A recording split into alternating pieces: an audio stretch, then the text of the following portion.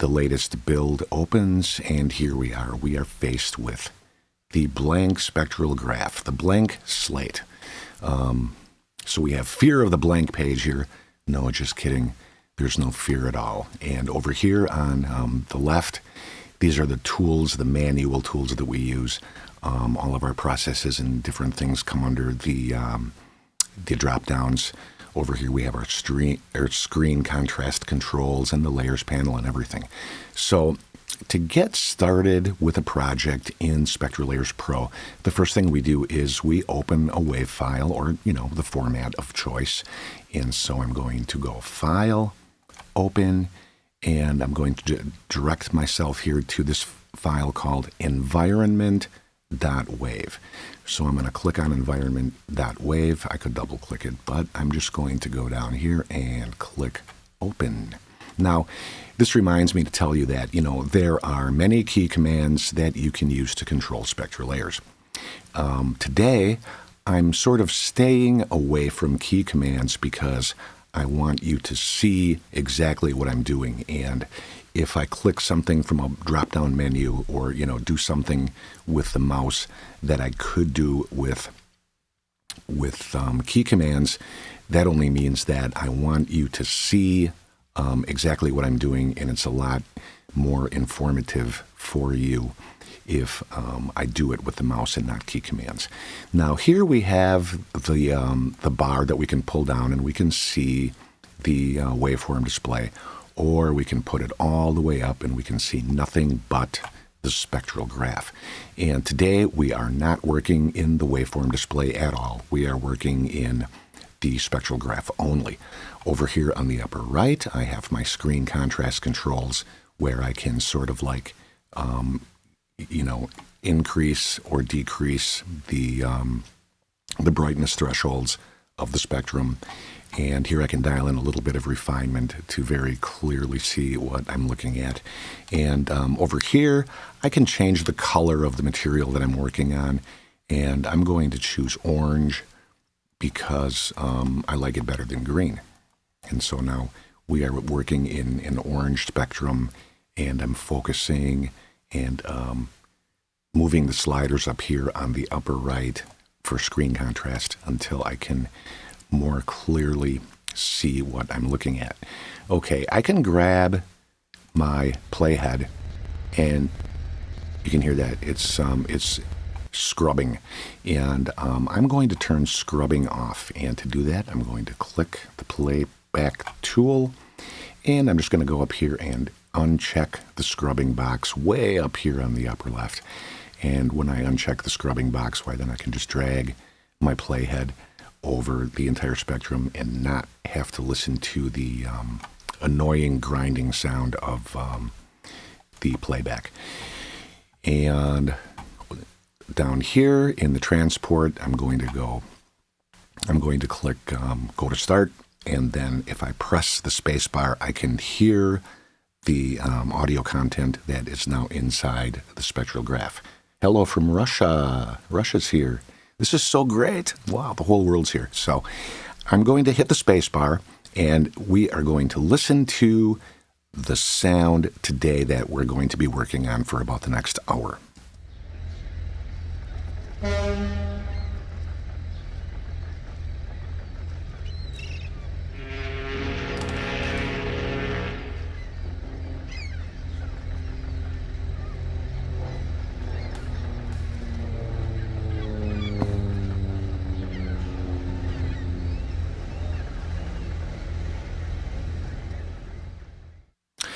Okay, this is a field recording, and it's a harbor sound.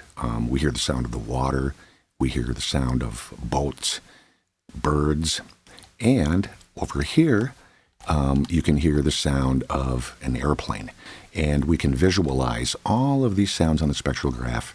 Let's listen to it again and sort of call off the sounds as they go by. Here we have a boat, and here we have some birds. Another boat sound, some more birds. Now here's the airplane.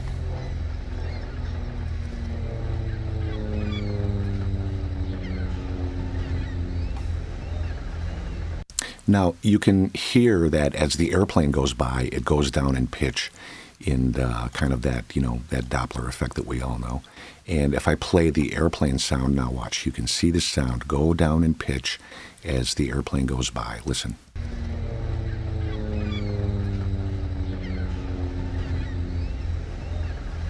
There it is. Hello, Creative 3D from India. Welcome. Back to the beginning of the file.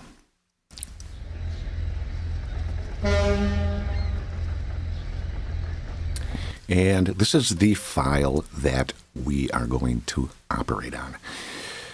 Okay, now, I want to take you back to SpectraLayers Pro 6. We are in SpectraLayers Pro 7 right now, but just for a moment, I want to pretend that we are in SpectraLayers Pro 6 and that we don't have SpectraLayers Pro 7 features. Now, if I were to take this file apart in SpectraLayers Pro 6, the first thing I would do is I would go here and I would grab the Harmonics Selection tool. Okay? Now, the Harmonics Selection tool allows you to choose a fundamental, select it, and then automatically select the overtone frequencies that are above the fundamental. And we're going to concentrate here on this boat sound. And so if I move my scroll wheel, I can expand this part of the sound out so that I can see it very clearly. Okay, and this is the boat sound. Now, with the Harmonics tool, I can select the fundamental harmonic down here at the bottom, and it selects the number of harmonics above the fundamental that I have dialed in here in the count window of the Harmonics Selection tool, and I have 10 selected. Okay, let's deselect that selection. Command D deselects. If I go up here to 10, and I move this up to 24, like so. Now when I select the fundamental, it selects more harmonics. And so now we've got the boat sound selected along with 23 additional harmonics above the fundamental. See? Great. And I'm going to do a Command D to deselect that selection. And now I'm going to show you one other thing about the Harmonics tool that you need to know. And remember, we are sort of pretending here that we are in SpectraLayers Pro 6 and not 7. And so in the SpectraLayers Pro 7 paradigm, we are going to go about this in an entirely different way. But for now, I'm showing you how I would do this if I had a copy of SpectraLayers Pro 6 open in front of me as opposed to SpectraLayers Pro 7. And we're working with the Harmonics Selection tool. Now watch. If I select the fundamental, then X number of harmonics get automatically selected above the fundamental according to where I have this count number set. Command D deselects. But now, the master rank I have set at 1, okay? With the master rank set at 1, SpectraLayers is assuming that the harmonic, or the frequency that I select, not the harmonic, the frequency that I select will be the fundamental. So with master rank set at 1, then SpectraLayers Pro is assuming that you are selecting on the fundamental, and then it's going to seek upward to find the number of harmonics that you have set here in the count box. Command D deselects. Now watch this. For example, if I set my master rank to 2, then SpectraLayers will seek downward 1 harmonic, and it will try to find the first harmonic below the one you select as the fundamental. So watch. This is the fundamental, and this is the first harmonic, And I have my mastering set at 2. So now watch. When I select the first harmonic, SpectraLayers drills down and it selects one harmonic below, which is the fundamental. Or it selects one frequency below, which is the fundamental. See? So again, Command D to deselect. This is the fundamental, but I am selecting the one above it. So I select the one above it, and it drills down one below. If I hit Command D and move my master rank to 3, now watch. I'll go to the third, or the second harmonic above the fundamental, which is the third frequency, 1, 2, 3. Now watch. I'll select this, and it drills down 2. Okay? You get the same general effect, except for the tool drills both upward and downward, depending on where you have your master rank set. Okay? And the purpose of this is to make sure that you can get a fundamental, you can extract a fundamental that is buried in the mix. So say, for example, I'm doing a Command D to deselect. Say, for example, this is your target sound, but your first 3 harmonics are buried in noise, and you can't select them because they're obscured by noise. But the 4th frequency is free and clear. All I have to do is set the master rank to 4, and then select the frequency that I can see clearly, and it drills down and it gets them all. And so in this manner, the harmonics tool can dig down into obscured material and pull out frequencies that ordinarily you wouldn't be able to capture because they're obscured by noise. And this is one of the coolest features of the harmonics selection tool, is that you can go seeking down into tones that might be buried inside of a mix. As long as you have one clear harmonic in your sample, you can drill up and down and get the best possible extraction. All right, Secret. He says, yes. A little light bulb goes off in his head, and he's like, yes, I get that. So Command D deselects the selection, and I'm going to put my master rank back down to 1. Now remember, I'll say it again. I don't want to bore you, but I must repeat that right now I'm pretending that I'm in SpectraLayers Pro 6 and not Pro 7. So if I wanted to pull this boat sound out in SpectraLayers Pro 7, I would do it a whole different way, and I'm going to show you what that way is in a little while.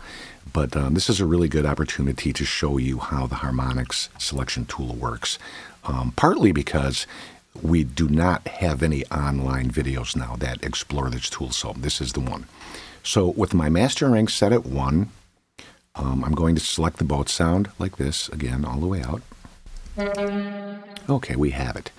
And then if I wanted to pull this sound out of the mix in SpectraLayers Pro 6, I would go Edit, Cut Special, and Cut to New Layer.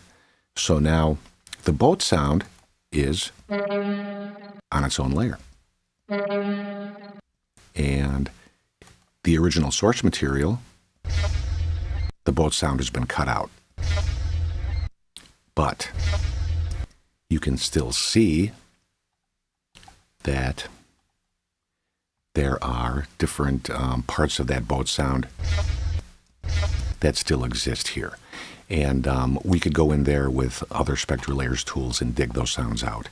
But here we have the SpectraLayers Pro 6, the early way to do this from an earlier edition, which is to make the selection and then extract that selection to a new layer. And again, this is the extracted boat sound. The environment, which now has the boat sound mostly emptied out. Okay, and then both together, of course, we get the original playback of the way it sounds originally, with no artifacts, because we have our volume controls set to 0 dB, and therefore we have no digital artifacts. Secret, pronounced secret. That's a good name. Secret squirrel. Oh, yeah. Okay, I get it. Perfect. And so this is the old way. This is the SpectraLayers Pro 6 way of doing it. And I'm going to show you how we do it in Pro 7 in a moment. But first, I want to show you one more tool in our manual tool collection over here. And that is the clone stamp tool. And it's great because, again, there are no videos in the Steinberg YouTube channel about how to use the clone stamp tool, and so I would like to show you this. It's worth it. Let's listen to this bird sound here. Hear it? The chirping of the bird. Yep. And then here we have the next boat sound. Let's go over here instead. Let's try this bird sound. Here we have another bird sound. Now here, I'm grabbing my window here, and I'm just sliding this over to the left so that we can get our target sound right in the middle of the screen. And then now I'm using my scroll wheel, and I'm going to draw that out a little bit, and so we can more clearly see the sound. I'm going to change my resolution so that I can see it even more clearly. And listen to this bird sound. Okay. So let's get rid of this bird sound using the clone tool, clone stamp tool. I select the clone stamp tool, and the first step is to pick a source from which I want to do the cloning. Way up in the very, very upper left-hand side, I have a box called Pick Source, and I'm going to click that. The box takes on a blue outline, and this means that the next time I click in the spectral graph, this is going to define my clone source. And so this is the bird sound, and this is the noise that comes after it over here. Now I'm going to left click here, and I have my clone source picked. And you can see underneath the underneath my cursor, look at the cursor. Underneath the cursor, you can see the clone source material appearing now where as I drive it over the bird sound, you can see the clone source material that's going to be applied to that sound. All I have to do is take my mouse, click the left button, and draw over the bird sound, and the bird sound is erased and it's replaced with material from the clone stamp. And if you look over to the right-hand side of my cursor, you can see the little plus sign there. That's the area where audio is being picked up and replaced. And I'm going to grab this little bird sound here and take this out and draw over this. And so now, okay, this bird sound should now be completely gone. You can see in the spectral graph it's no longer there. And it's gone. And in its place, we have a nice constant noise field there that has replaced the bird sound. Command Z brings the bird sound back. And again, I'm just going to draw over the bird sound with my tool, and it wipes out the bird sound and replaces it from material from underneath the clone stamp. And again, that bird sound is now gone. It's gone. And that's how the clone stamp tool works. And again, this is what I would do if I were in SpectraLayers Pro 6. I would use the manual tools such as the harmonic extraction tool and the clone stamp tool in order to do work inside of this sound file. It is very useful. Yes, thank you. Thank you. I hope you enjoyed that. Okay. Now we're going to go back, and I'm just going to Command Z my way back to the very beginning. And it's we're going to start over. Now we're going to we are going to go into SpectraLayers Pro 7 functionality, and this is where it gets really contemporary now. Let's listen to the source file one more time.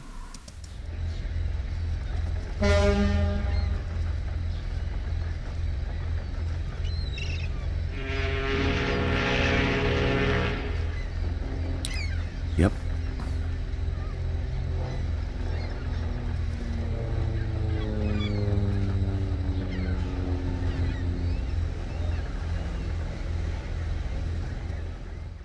Okay, great. Scott has a question. Can I get rid of the talking and noise in a club with a live demo recording in a coffee shop?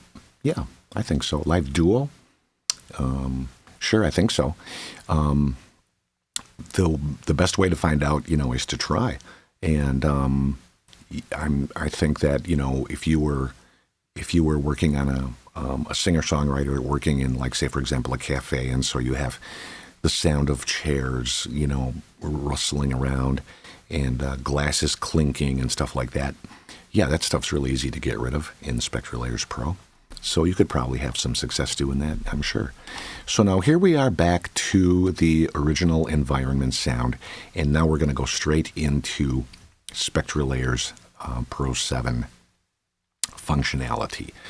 And remember now, we used our harmonics tool to get rid of this boat sound, and we used the clone tool to get rid of the bird sound. SpectraLayers Pro 7 can handle this in English, we would say one fell swoop, or one blow. And we are going to do this all now in one blow by using layer unmix components. Now watch this. Layer unmix components. Now I hit unmix components, and it asks me if I want to unmix the transients, and I do. And then, importantly, it asks me right here if I want to reconstruct hidden noise. Okay? And this is a feature that we are going to concentrate on because in this kind of work, it's really important. Now, I'm going to hit cancel. Now watch this. I'm going to go over here to the environment file, environment.wave, and I'm going to duplicate it, okay? So now I have two of the exact same sound files in SpectraLayers Pro 7 as layers. And I'm going to mute one of them and work on one of them. And so we can compare. We can do the same thing to these two files, and then we can compare the difference. And so back up here in environment, I'm going to rename this to no reconstruction.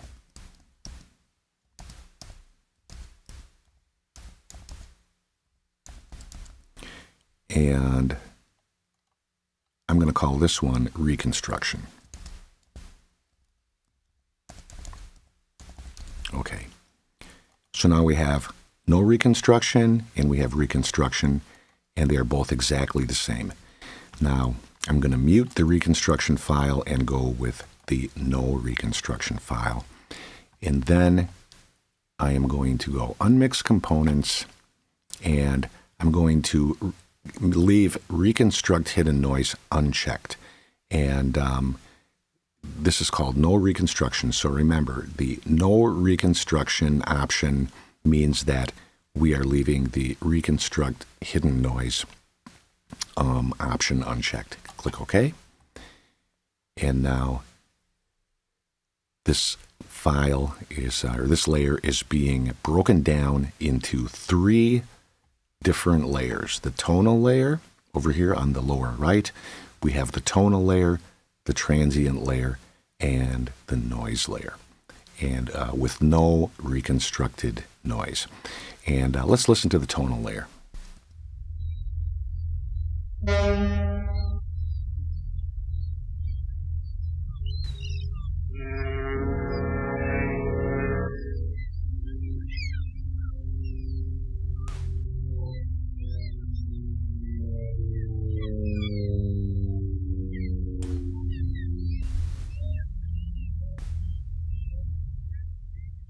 Okay.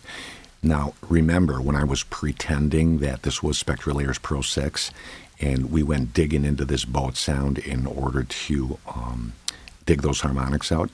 Well, we just did it with one click using Unmix components.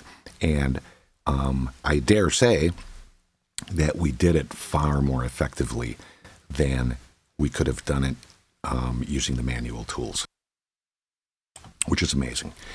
And so one more time, just the boat sounds.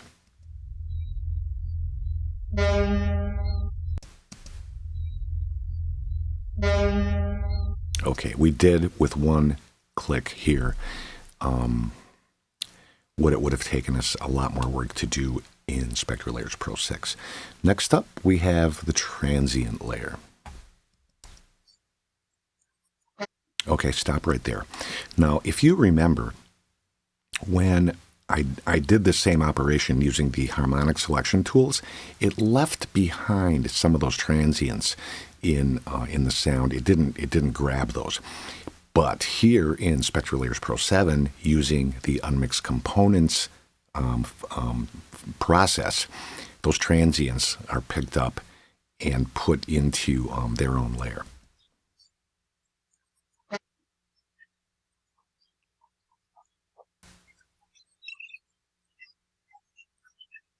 Hello, Arenze. Hello, hello. Okay.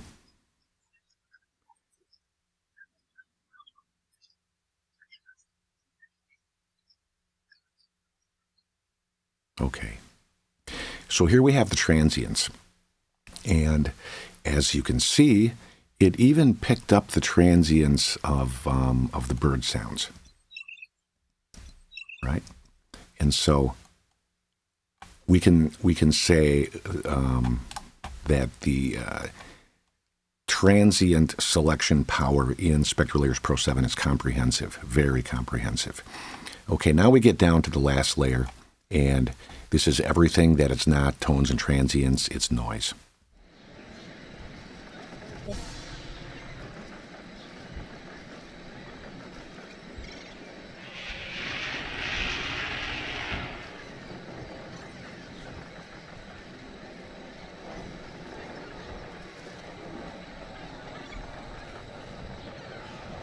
All right.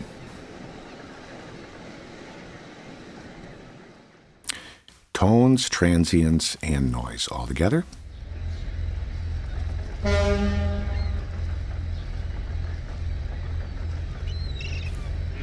Altogether, it's the exact same sound as when we started with no artifacts. Why are there no artifacts? There are no artifacts because we have all of our gain controls set here at 0 dB, which means that the playback sounds exactly like the original. Now let's go in here a little bit, and I want you to see something in the noise layer. If I solo the noise layer, and I'm going to move my screen contrast controls a little bit so that you can see what's happening here. Look. Okay, you can clearly see little holes in the spectrum where the bird sound, where the bird is. Look, okay, watch. When I solo the tonal layer, look, you can see the bird sound filling in these holes. And when I mute it, you can see the little holes in the spectrum there. Okay? And so what it did was it dug those, it dug the bird sounds out of the noise, and it left little holes in the spectrum where there is no sound. Now, the reason why these little holes are there is because we did no reconstruction of noise in the process. And so now watch this. I'm going to mute this, and now I'm going to unmute the reconstruction file, which is exactly the same as the original source file. So now we're going to start over. So I'm going to select the reconstruction file. This is what we're going to reconstruct. Now watch this. I'm going to go process or layer, unmix components. Okay, now look, this is important. This time I'm going to click on reconstruct hidden noise. And so what it's going to do is it's going to use interpolation to fill in the holes left by those birds with some noise. And so I'm going to click OK on that. The process happens.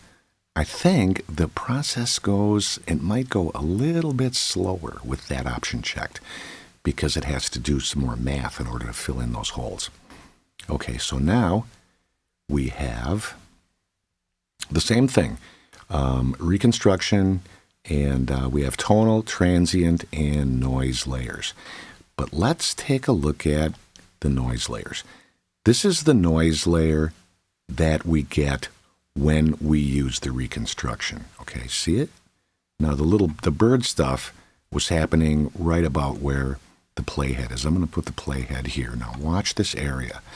And so I'm going to solo the noise layer in the no reconstruction version. See?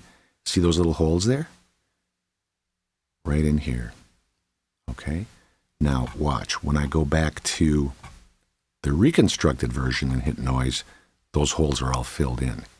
And so the noise has been reconstructed around those holes.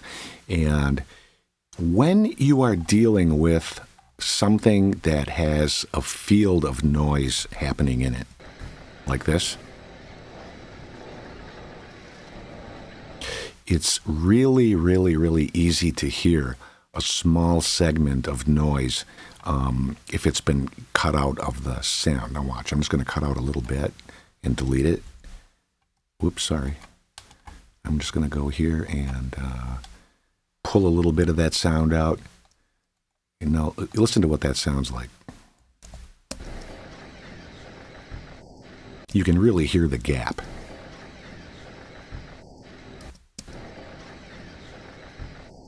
And so even a small selection you will be able to hear. And noise is that way. If there's a little bit of interruption in your noise, then you're going to be able to hear that. But the reconstruct hidden noise option in SpectraLayers Pro 7 is perfect for stuff like this when you want to maintain a really nice, flow to your noise and not have any gaps in there. And I'm really glad I had the opportunity to show you this option in SpectraLayers Pro 7 because none of our other videos show this. And people have asked me, what happens when I click this box? And now you know. If you have a sound file that's heavily dependent on, continuity in your noise, why then that feature is going to come in really handy. Okay, let's continue working. Now, this is the no reconstruction project that I was using for the basis of comparison. And we no longer need this, and so I'm just going to get rid of it. And that's gone now. And now we have the reconstruction, and again, this has the interpolated noise option selected. And so we are good to go for the next step of the of my little presentation here. And let's head over to the questions and see what's on people's minds. This is breathtaking. It is, isn't it? I know. Yeah. Yes, this is excellent. Using Yamaha mixers in church. It's very interesting. Recording Magazine. The editor-in-chief of Recording Magazine, his name is Paul Vanook. Paul Vanook. He just did a review of SpectraLayers Pro 7. And this is unpublished at this point. It's going to come out next month. But Paul spends a lot of time recording two-track performances at worship services. And during his review of SpectraLayers Pro 7, he operated on a bunch of tracks, just stereo runoffs of what was happening on the stage at his church. And you'll be very interested to read about that next month. Paul had some success remixing components of the church performance, along with remixing some other stuff too. But yeah, he's sort of like a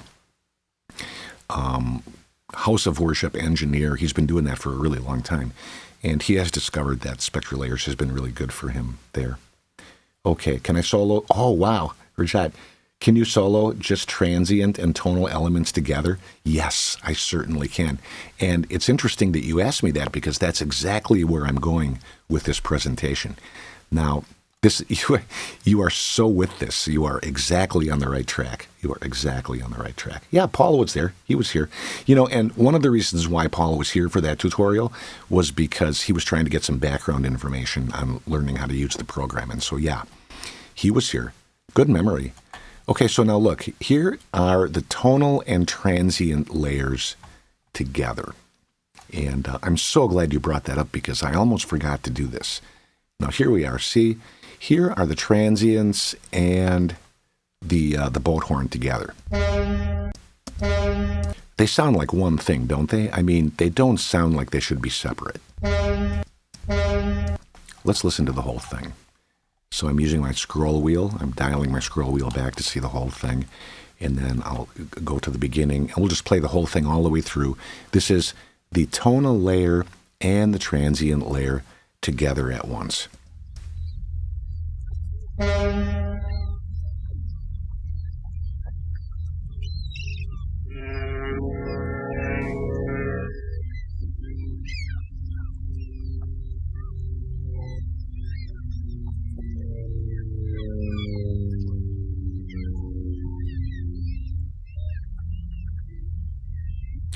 There we go.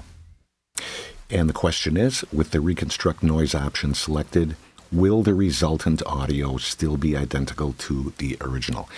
Well, technically speaking, no, because the program, SpectraLayers Pro 7, has actually created additional content and added it to the file. It took a hole and it filled it with something, and so it's not identical.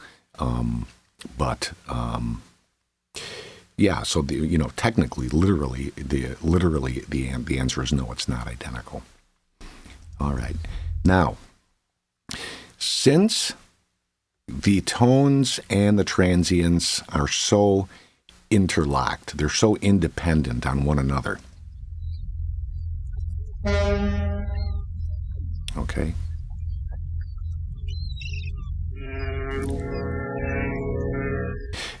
There's really not a huge reason that I can think of. There's not like a major, overwhelming reason why these two layers should be separate. They work together, and I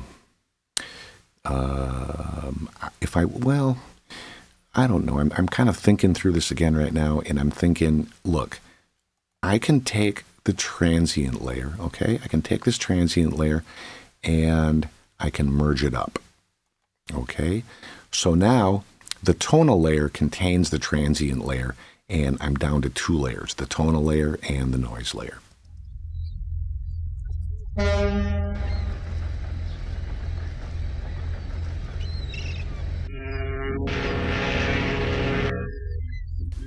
And I could do that if I wanted to.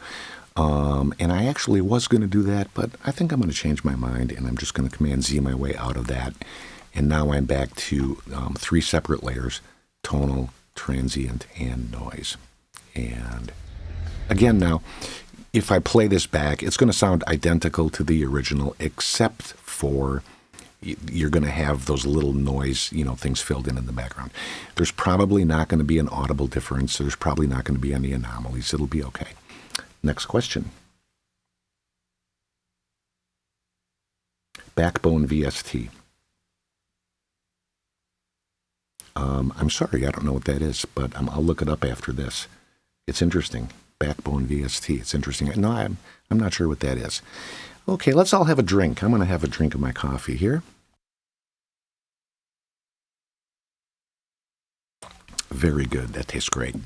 And again, I'm Mike Scheibinger. I'm here in Wisconsin. We're doing this live in real time. And please be patient. We're taking our time today. It's a beautiful Saturday morning, and we're just going to relax and enjoy. Now, next up, again, this is all about sweetening the environment sound in post-production.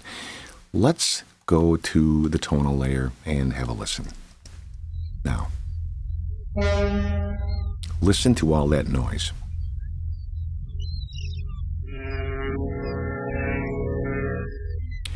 The low frequency here is out of control. There's a lot of low frequencies, and so let's take a look at those low frequencies. I am going to select View, Frequency Unit, and lock spectrogram to 0. Now, when I have that selected, that means that I'm always going to be able to see 0 hertz in the spectrogram because I've locked my,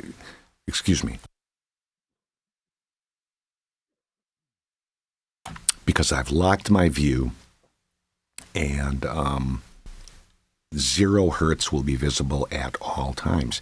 Now over here on the frequency range here, I can hit my shift key, hold it down, and scroll up. And now we can see the low frequency spectrum from 0 hertz at the bottom all the way up to 200 hertz. There's a lot of low frequencies.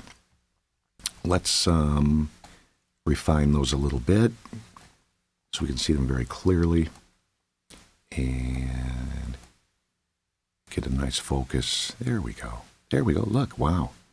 Good focus, right? And soloing the tonal layer from the beginning. And again, shift and scroll on the frequencies. Now we can see these frequencies very, very clearly.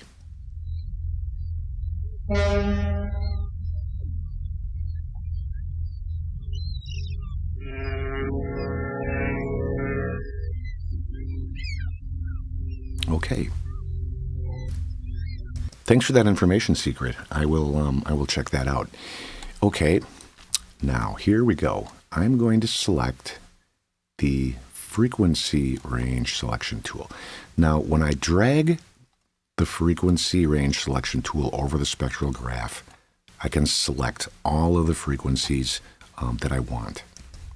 And now here we have everything from 0 hertz down here at the bottom up to about 140, 150. Okay.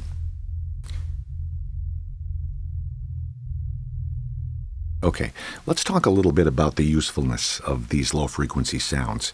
They're not very useful. What happens when you have a lot of sound like this in your mix? Well, for one thing, it takes a lot of energy from your amplifier to reproduce, and it distorts your woofer quite a bit. And so if this low frequency hum, or I'm not going to call it a hum, it's not a hum, it's sort of like just like this like massive presence. Okay? Stuff like this steals power from your amplifier, and it makes your speakers flex kind of unnecessarily. And again, this is sweetening for sound design. So imagine, what if you had a bunch of music that you wanted to put over this harbor sound that had low end in it, like a bass, tone or a beat, or maybe some like really low orchestral instruments, like maybe a really low piano sound or a cello sound. You definitely would not want your music to be polluted by this low frequency stuff. You just don't need it. And so I'm going to go up here to the transform selection tool. And with the transform selection tool, I can zero in on that which I want to get rid of. Now watch, as this plays, I'm just going to drag this down.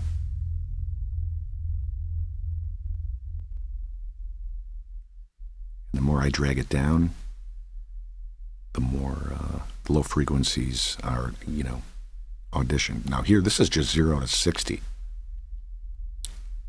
And so if you're listening to this on your phone or or a system that doesn't have a lot of bass, you're probably not even going to be able to hear this. But it's there. And the stuff rips on your amplifier and your speaker, makes things more stressed out in your system. So this here, this 80 hertz thing here, at the very top of the selection, we're just going to go right above that, and we're going to go up to right here. And listen, that's a lot of puffy, low-end, useless stuff.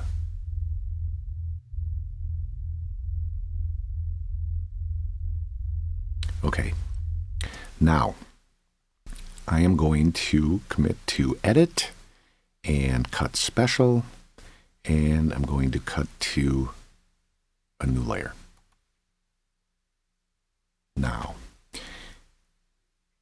that stuff shows up here on its own layer in orange, and I'm just going to call this LF, low frequency. And now I'm going to play the file through from the beginning, and I'm going to mute and unmute the low frequency layer that I just extracted so that you can hear the difference. Okay.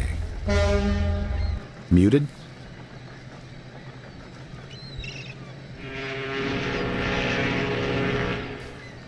Unmuted.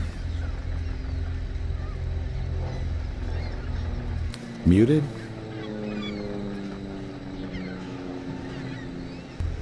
Unmuted. All right. Now we have choices.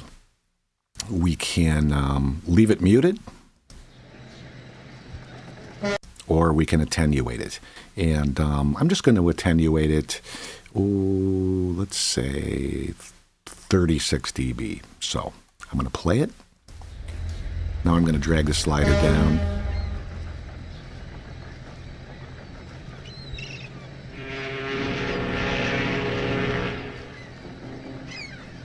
To minus 36. And let's solo it. Oh, you can hardly see the color. It's not showing up, which is good. And if I bring it back up, the color kind of comes back. You can see brighter, dimmer. And so 36, sure, we'll just leave it there. You know, if I were really smart, that's a big if, but if I were really smart, I would just kill this. And I would especially kill it if I'm putting music on top of this thing, that low frequency layer, that would be long gone.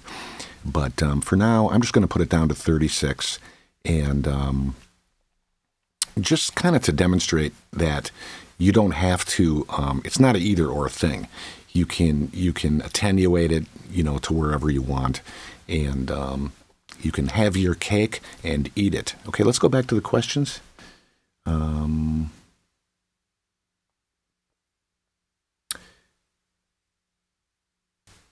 Using one microphone on 2 channels. Yep, I get that. To get your kick and sub. Effectively do it without getting cancellations.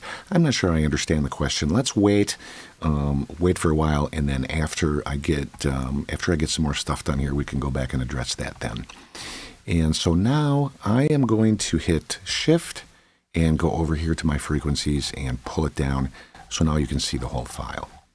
And look, the low end that we took out is just way down here at the bottom of the file. See? Look at that. And so I'm going to put this back down to 36.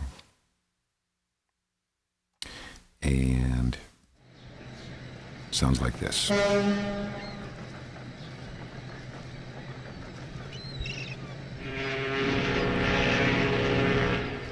Now, this is already sounding like super better.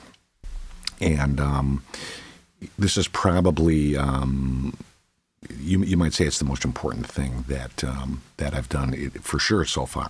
But let's continue. So now we have the original file here, and under it we have our tonal layer and our low frequency layer and the transient layer and the noise layer. They're all there, sorted out, and ready for us to do more work on. Now listen to the tonal layer. Okay, now remember, the noise layer used to be in there. but now it's not. It's 36 dB down.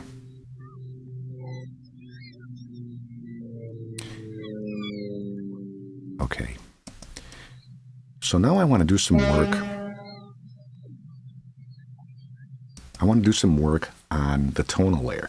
I want to create a bigger sense of stereo dimensionality and a more sort of immense soundstage for the tonal layer.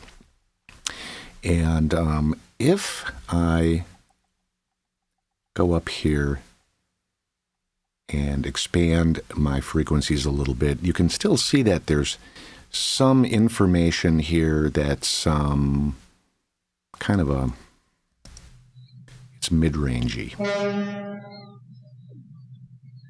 And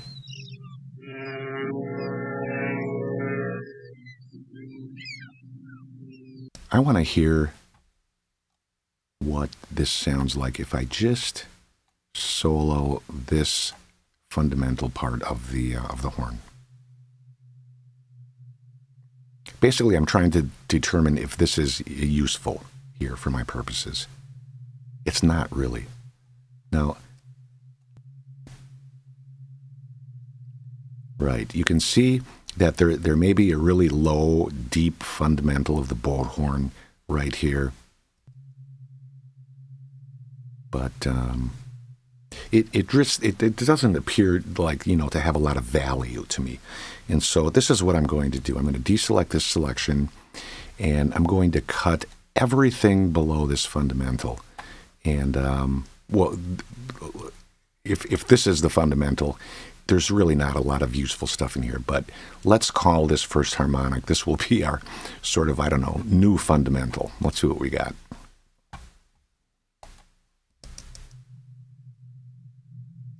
Okay. Basically, I'm trying to verify here that there's not a lot of super useful content in this selection. And there's not.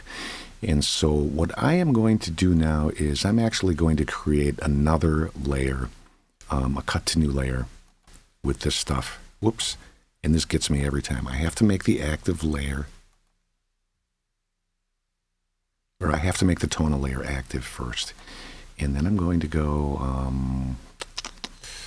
where was I? Cut to new layer. And there we go. And this is the new layer, and it's mid-range.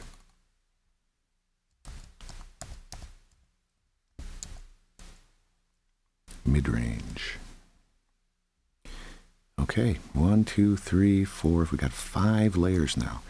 Now this mid-range layer, I'm just going to leave this here.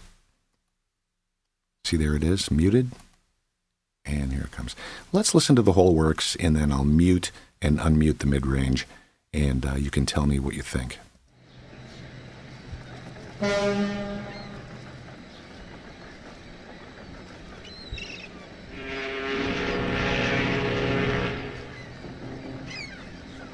And I'll solo it. Okay.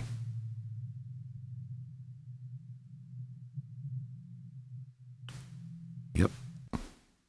That's kind of a lumpy little frequency in there. We're just going to leave it there for now. Basically, I created this mid-range layer simply because I wanted to get it out of the tonal layer, because the tonal layer is what we're operating on here. And this is, I want to create a super clean tonal layer to work on. Great.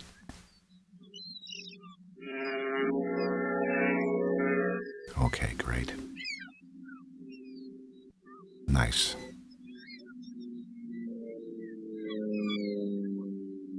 Okay. Want to go even deeper? We can go even deeper yet. Okay, let's do that. Let's go even deeper still.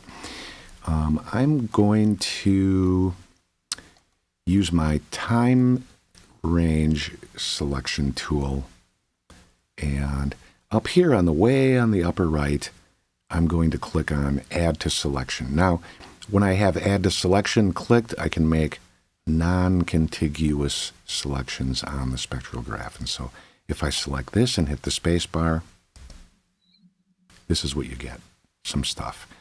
And if I make another selection, it maintains the first selection. Okay. Okay. And if I make a third selection, it maintains that selection. And then here too. There. We don't have to listen to the whole thing. Now I am going to cut this to a new layer to,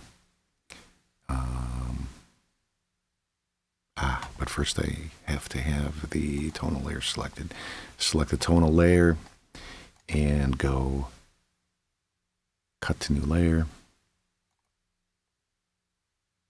And now we have all of this stuff too. I'm going to solo it. And I'm going to call this excluded. Okay. And I'm not going to mute this, and I'm not going to attenuate it. I'm just going to leave it sit here on its own layer called excluded. And what is it excluded from? Well, it's excluded from the tonal layer. Again here, the object is to get my tonal layer as clean as possible because I'm going to do post-processing on it. And let's listen to the tonal layer and the excluded layer together.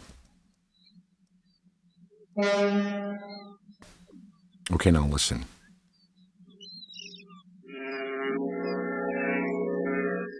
I mute the excluded layer, and now the tonal layer is completely empty there. There's the airplane. Okay. And the excluded layer is now back. Okay. Let's count our layers. 1, 2, 3, 4, 5, 6. We have 6 layers. It's excellent.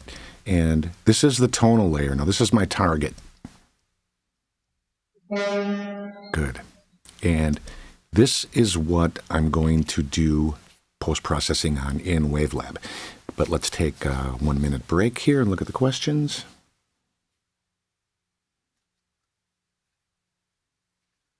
What the mix-down effect does to the overall raw audio file sizes. This is my guess. It doesn't do anything to the sizes because I think that the size of an audio file isn't really dependent on its content, is it? They're all going to be the same size when you extract them. But this is a really great place to point out that I can export any layer, any combination of layers, any mix. I can export all layers at once.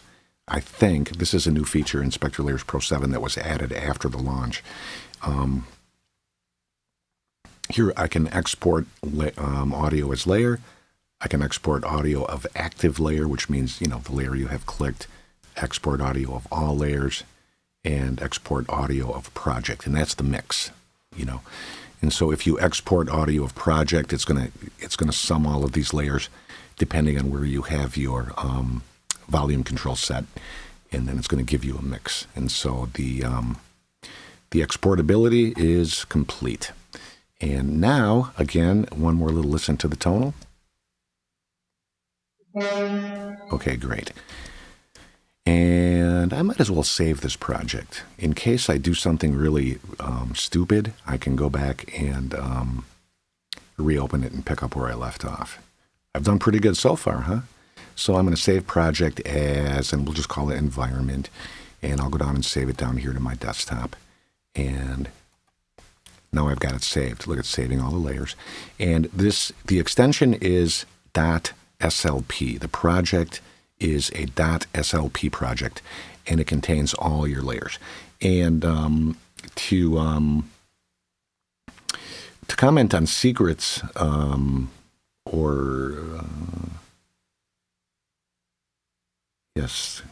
to comment on secrets comment, the more layers you have in your .slp project, your SpectraLayers project. The more layers you have, the bigger your project is going to be. And so, in a way, I suppose the SpectraLayers Pro 7 project is a lot like a DAW project, where you've got a lot of tracks, and here we call them layers. Okay, now the tonal layer is ready for post-processing. It's all cleaned out, and I'm going to take it over to Wavelab. Edit in Wavelab Pro.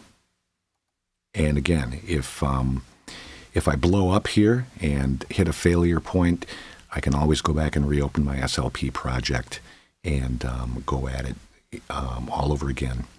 And so here I'm set up in Wavelab, and I have a scenario with some effects. And let's listen to it. You know what? I already have messed this up, and so I have to go back.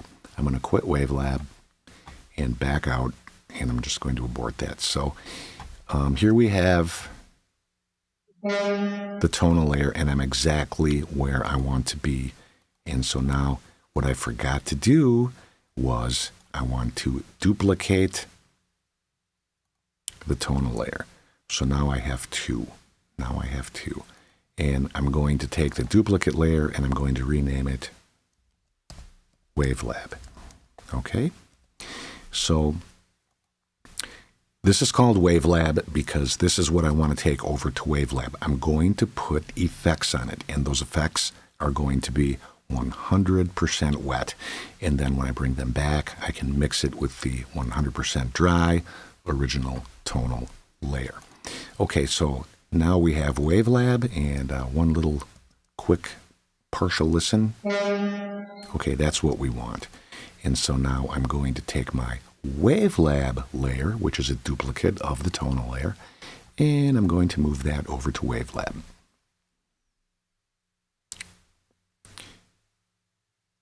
And here we are.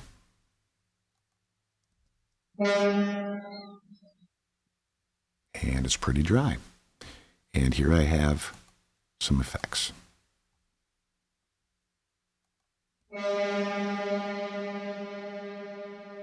Okay, I'm running Microshift, which is a stereo gen effect, and a very good one at that.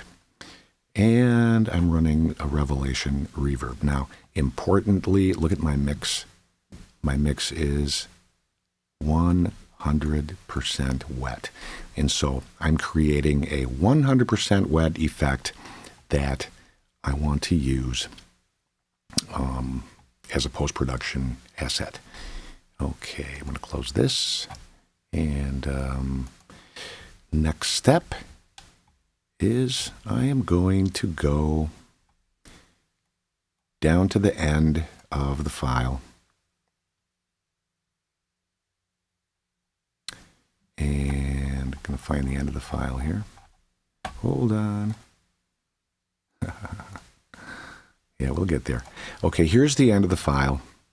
And now, since we have a super long reverb, I need to add time so that the reverb tail has a place to decay in. And that's super easy. Insert silence generator. And I'm just going to pop in 10 seconds like so. And now we have an additional 10 seconds to work with, which is fine. And I'll just audition the end of the airplane sound, I believe it is. And you can hear the reverb. Oops, I just put 20 in there. Ooh, we don't want... Oh, yeah.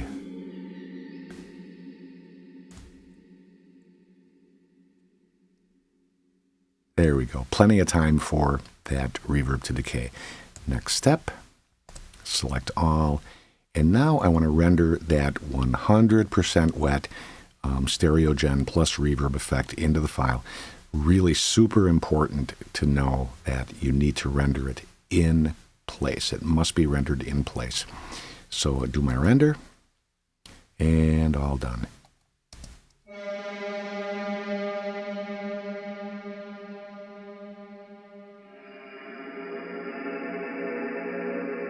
%, wet. Now, The next step then is, of course, to move this back into the SpectraLayers Pro 7 spectral graph. Easily done. WaveLab, quit WaveLab. Now, when I hit quit WaveLab, it asks me if I want to save this file. And yes, I want to save the file temporarily. And the default is this file will be saved in my cache, and I have my cache set up so that it empties out after 1 month. And so this file will live and die in the cache. It'll go away in a month. But in the meantime, I'm going to hit save and quit, and then SpectraLayers Pro 7 asks me if I want to import that file back now. And I'm going to click yes, but first, look at the file. This is the dry boat and airplane file. It's all cleaned up. And now watch, when I hit yes, it's going to change. And all of that reverb is going to come in. And now we have the WaveLab processed file back in SpectraLayers Pro 7.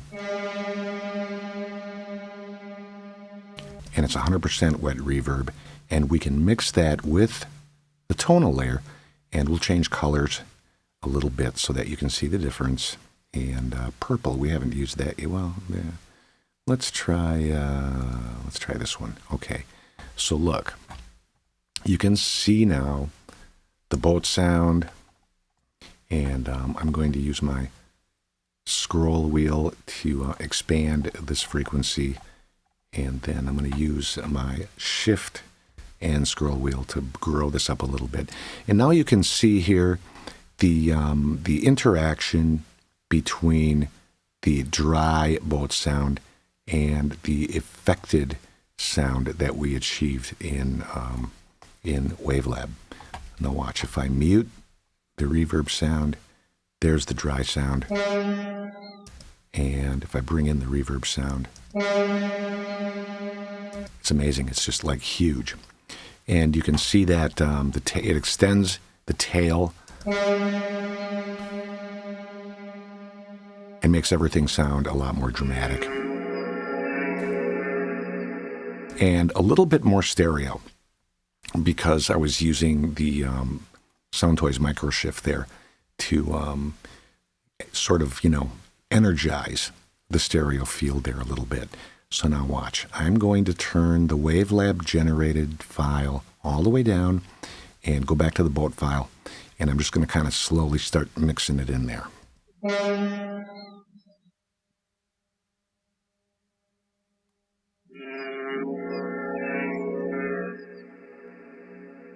Wow. Again.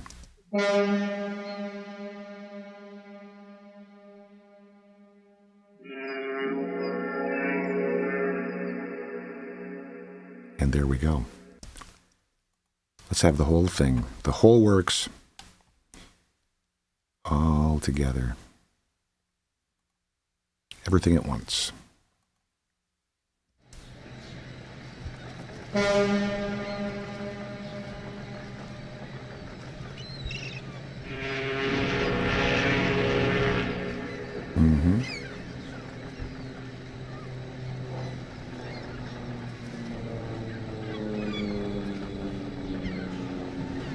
And this black space, this is the 10 seconds of extension that was built into WaveLab. It comes back in SpectraLayers Pro 7. The time is added. Okay, let's take some questions. Oh, there's a lot of them.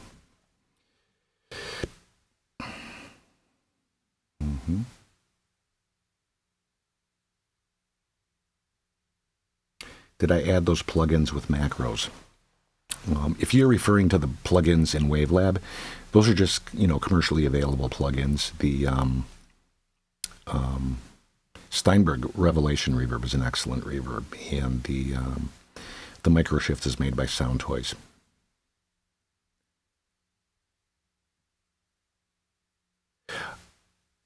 Is using the dry and the processed mix what is considered parallel processing? In a way, it's parallel processing. Actually, it's more like simply applying effects on an aux bus. It's more like that. It's more like aux bus processing. But the magic here is that we've extracted the stuff out of SpectraLayers Pro 7, and we were able to apply the processing directly to it, and not in a global process. That affects everything.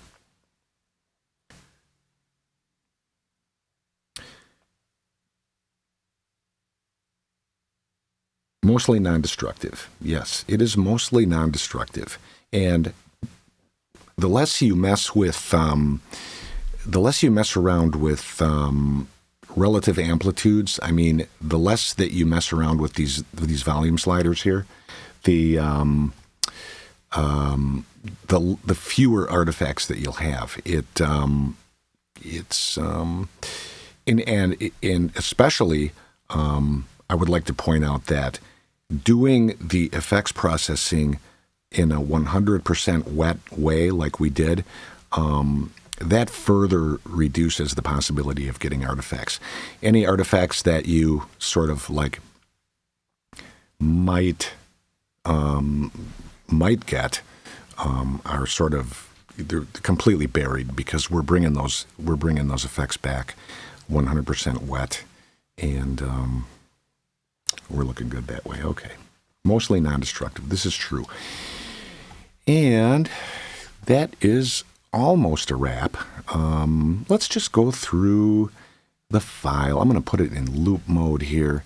And, well, no. We'll take it out of loop mode. I'm just going to play it a few times, and we'll go through the different layers and kind of review what we did. Here's the tonal layer. All cleaned up.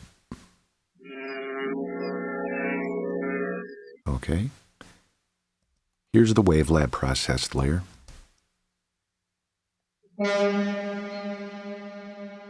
Really extends those boat sounds, doesn't it? That's gorgeous. Isn't that nice? Super cool. Now, if I were a sound designer, I would take this airplane mix of reverb and the airplane like this.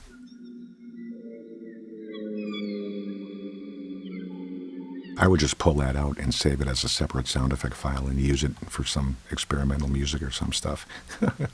Okay, this is the excluded stuff. This is the stuff that we removed from the tonal layer in order to create a cleaner cleaner layer to push over to Wavelab for processing. And if I solo this, there's just not a lot here. But we're going to keep it in there.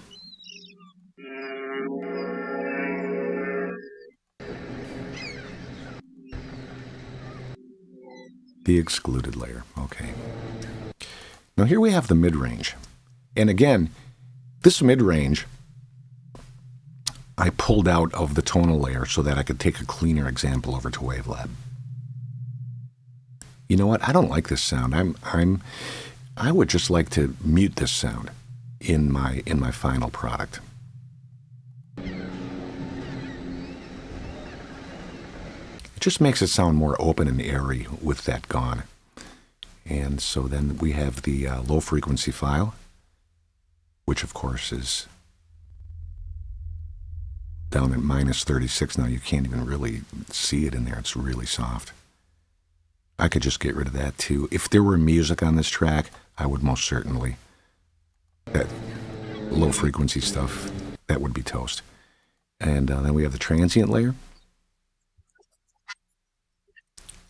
The transient layer is mostly just a, it's tied very closely to the tonal layer. And then finally we have the all-important noise layer, and this is sort of like anchors the stuff into the environmental recording zone, you know, because you've got all of that, you know, wind and surf and stuff like that, harbor sounds and stuff like that. And so now remember, this noise sound has the holes filled by the reconstruction process in Unmix components.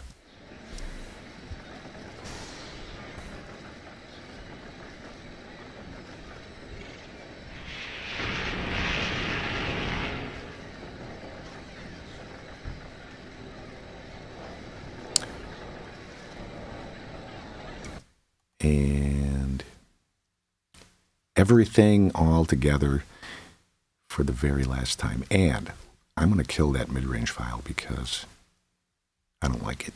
And so this is it, the works.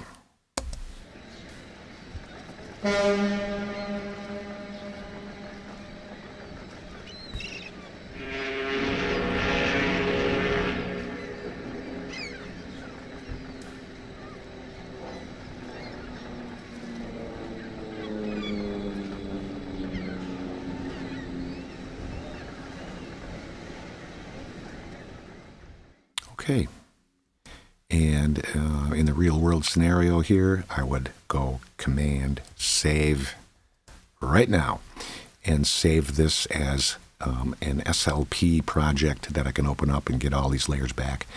Now I'm going to collapse the reconstruction. Everything's all bundled up.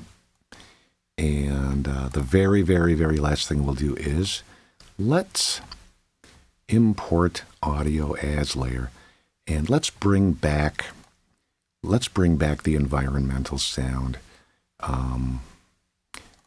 and put it back in our project. And we'll do an A/B comparison. So there we go. Here's the original environment sound.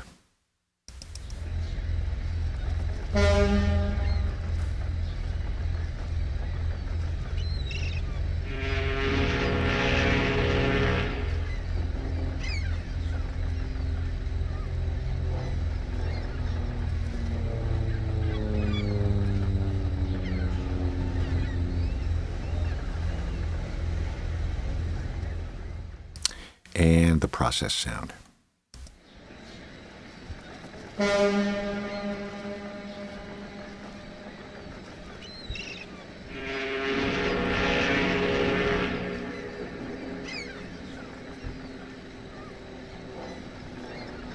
Great. Now I'll go one more time and I'll flip between the two. Processed. Original.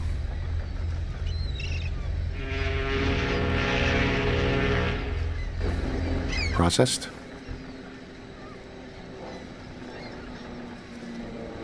And original.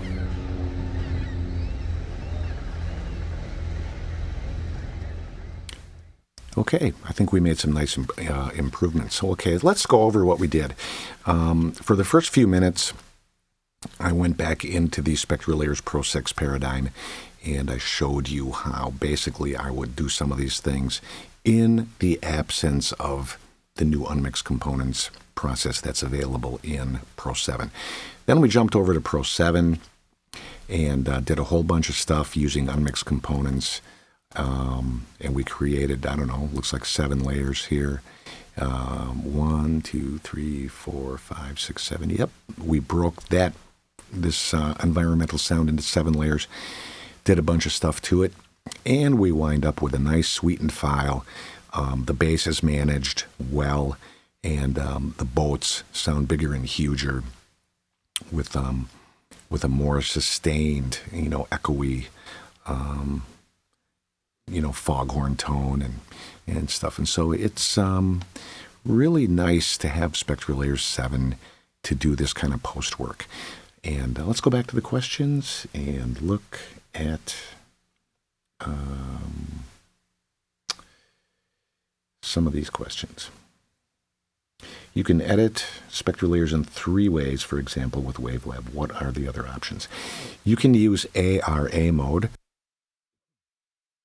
ARA mode in Cubase or Nuendo, and so, or you can take SpectraLayers into ARA compatible environments to the extent that they are compatible. And because SpectraLayers Pro 7 is a Steinberg product, the ARA compatibility with Steinberg products Cubase and Nuendo is pretty extensive. Yeah, we didn't use ARA today. We just used Wavelab.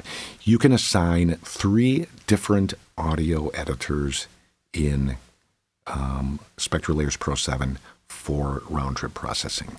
The only one that I have selected right now is Wavelab, and you can go into the preferences in SpectraLayers and define up to 3 editors for round-trip processing. Next, does SpectraLayers Pro 7 integrate with Halion? That's a really good question. I'm not really sure how Halion interacts with ARA, and so the answer to that is I don't know. But I will tell you one thing. Lately, in my spare time for entertainment, I've been getting into Groove Agent. And Groove Agent is really cool. And one thing I've learned right away, I mean, of course, I knew going in, but it was nice to have SpectraLayers around to shape samples before, putting them into Groove Agent. Like, for example, I had a low-frequency sample with a high-frequency component in it. Like, say, for example, if you have a kick drum with, and you really like the tonal response of the kick drum, but you don't like the transient, the click, or whatever that the head makes, you can go in there in SpectraLayers and just erase that, and then save that as a sample. Put that sample, load it into your pool in Cubase or Nuendo, and then from there you can drag it from the pool over to Groove Agent, and you can have, you can just sculpt your samples and make them behave in your sampler the way that you want them to. Do they use this for forensic work? Yes, they do. As a matter of fact, the idea for this program came from the television show CSI, and developer Robin Lobel, who makes SpectraLayers Pro 7, is also like an extreme film buff and loves cinema. As a matter of fact, I think his formal college education was in cinema. And he was watching CSI one night, and he saw this imaginary, fiction thing happening in the show. And he said to himself, hey, I can do that. And he did. So, yes, it can do forensics work. In fact, I think SpectraLayers was actually inspired by forensics. And so that's the lore. If the stereo file were mid-side instead of left-right, one could do some different types of edits per channel. Sure, definitely. You can, record a mid-side production with your figure 8 mic. Flip the phase, export that as a stereo track, bring it into SpectraLayers and do stuff. Sure. That's why they made Backbone. Okay, I really need to learn about that Backbone. Okay, so I would like to thank you all. My name is Mike Scheibinger, and I'm here in Wisconsin. I'm near Madison, Wisconsin, and it's a beautiful October afternoon. It's 12:30 p.m. here. And look at this. Google wants my password. I'm saying, no, we'll get rid of that. And Google Hangouts, there's something about them. I love them, and it's one of my favorite activities with Steinberg. And if I can get to the point where I can be with you guys once a month to show you stuff, that would be a really, really nice way to get together.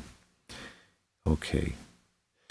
And at this point, I believe the presentation is over. And so thank you again. And I hope you enjoyed this. The trial version of SpectraLayers Pro is available. Download it, check it out. And we'll see you at the forums and at the comments on the Steinberg SpectraLayers Pro 7 videos in YouTube. And that's it. So once again, thank you very much, and we will see you next time. Farewell.